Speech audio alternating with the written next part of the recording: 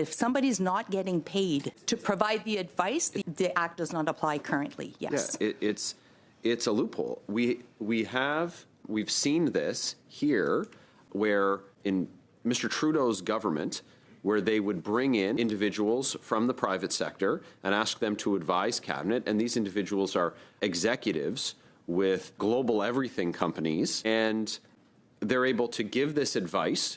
They're not registered meetings, but they have these private interests that, of course, are going to be reflected in the advice they provide, and Canadians are completely in the dark about that.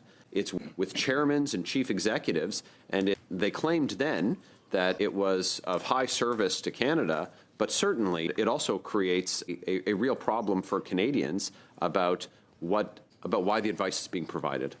Well, of course, I'm a great believer in transparency. Currently, the scenario that you're giving me is not covered under the Lobbying Act, and I think that's something that does need to be looked at. Do you think that the Act in its current form captures influence peddling when you have unpaid individuals? If you're unpaid, the Lobbying Act doesn't cover it. So it's a class of shadow lobbyists. If you want to give names to it, but I'm not in that business. So if I'm just telling you the Lobbying Act does not apply currently, and so it should be transparent.